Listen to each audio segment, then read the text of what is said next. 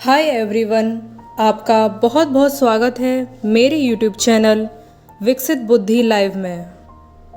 आज हम बात करेंगे इंडिया के नेचुरल वेजिटेशन और वाइल्ड लाइफ के बारे में।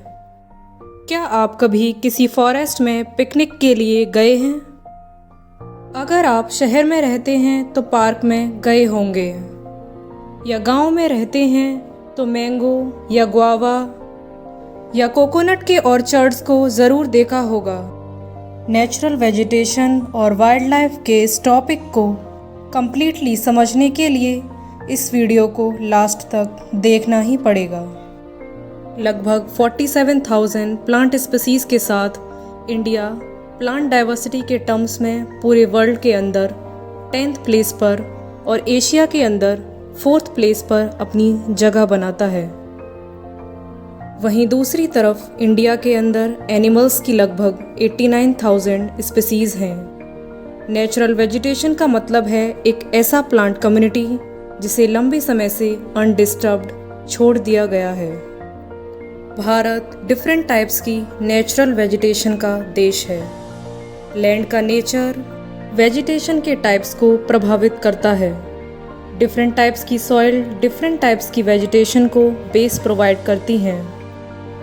वैरायटी ऑफ प्लांट्स के लिए सनलाइट के कांटेक्ट की ड्यूरेशन अलग अलग होती है, जिससे उनके डेवलपमेंट की रेट में चेंज देखा जाता है।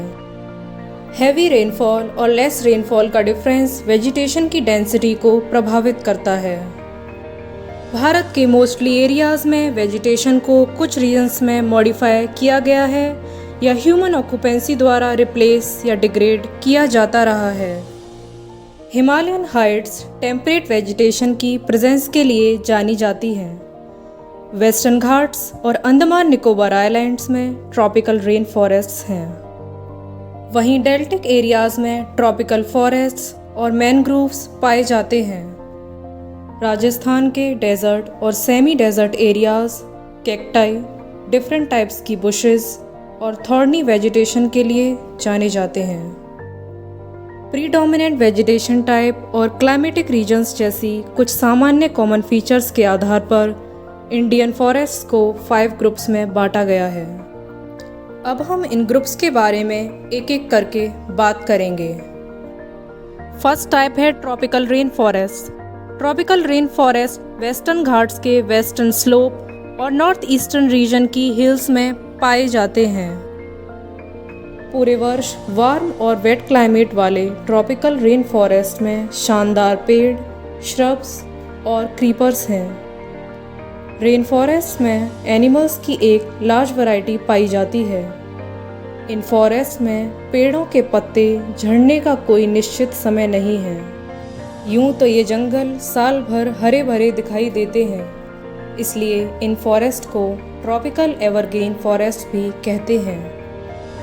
ब्रिटिशर्स इंडिया में फॉरेस्ट के इकोनॉमिक वैल्यू से अवेयर थे, इसलिए इन फॉरेस्ट का लार्ज स्केल पर एक्सप्लॉयटेशन शुरू कर दिया। इस तरह से फॉरेस्ट के प्रोटेक्शनल यूज़ का स्थान कॉमर्शियल यूज़ ने ले लिया। इसके साथ ही इन ब्रिटिशर्स ने इंडिया को पूरी तरह से डिग्रेड करके रख दिया। अब हम बात करेंगे ट्रॉपिकल डेसिडस फॉरेस्ट के बारे में।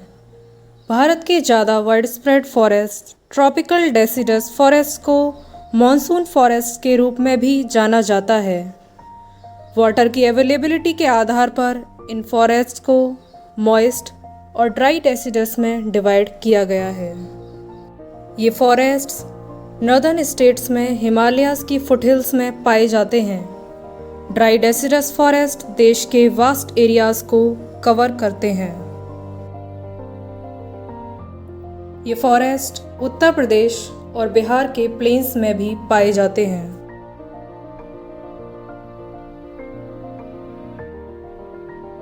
जैसे ही ड्राई सीजन शुरू होता है, पेड़ अपने पत्ते पूरी तरह से गिरा देते हैं और जंगल चारों ओर नेक्ड ट्रीज के साथ एक वास्ट ग्रासलैंड की तरह दिखाई देने लगता है। अब बात करेंगे थर्ड टाइप की, जो है tropical thorn forest and scrubs. Tropical thorn forest उन एरियाज़ में पाए जाते हैं जहां रेनफॉल कम होती है। इनमें डिफरेंट टाइप की ग्रासेस और श्रब्स शामिल हैं।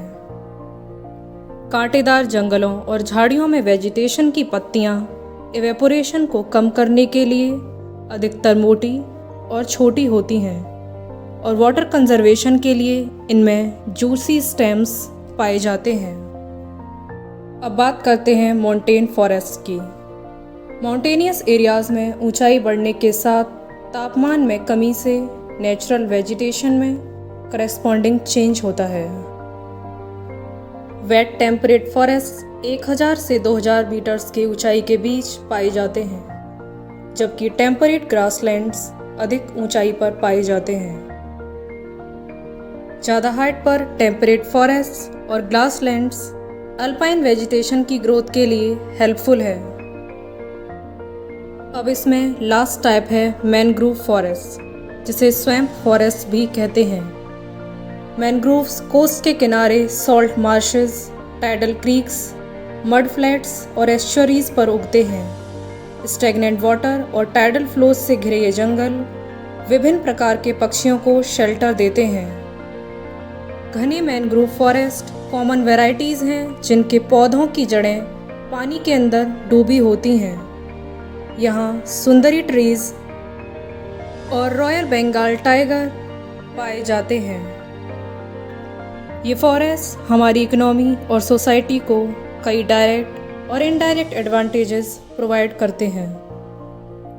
इसलिए ह्यूमंस के सर्वाइवल और प्रॉस्पेरिटी के लिए फॉरेस्ट का कंजर्वेशन वाइटली इम्पॉर्टेंट है। बड़ी संख्या में आदिवासी लोगों के लिए जंगल एक घर है, उनका लिवलीहुड है, अस्तित्व है। फॉरेस्ट्री के संबंध में आदिवासियों के सदियों पुराने ज्ञान का उपयोग जंगलों के विकास में किया जा सकता है। आपने चिड़ियाघर का विजिट किया होगा और जानवरों और पक्षियों को कैद में देखा होगा। ऐसा अनुमान है कि पृथ्वी पर सभी ज्ञात पौधों और जानवरों की स्पीसीज में से लगभग 4 to 5% इंडिया में पाई जाती हैं। इकोटूरिज्म को बढ़ावा देने के साथ साथ नेशनल और वर्ल्ड हेरिटेज के लिए वाइल्ड लाइफ का कंजर्वेशन बहुत सिग्निफिकेंट है। फ्लोरा और फौना के इफ़ेक्टिव कंजर्वेशन के पर्पस से भारत सरकार द्वारा विशेष कदम उठाए गए हैं। इन स्पीसीज और उनके हैबिटेट को सस्टेनेबल मैनर से कंजर्व करने के लिए प्रोजेक्ट एलिफेंट और प्रोजेक्ट टाइगर जैसी स्पेशल स्कीम्स शुरू की गई हैं। बायोस्फीयर रिजर्व टेरेस्ट्रियल और कोस्टल एरियाज़ का एक यूनिक और रिप्रेजेंटेटिव इकोसिस्टम है।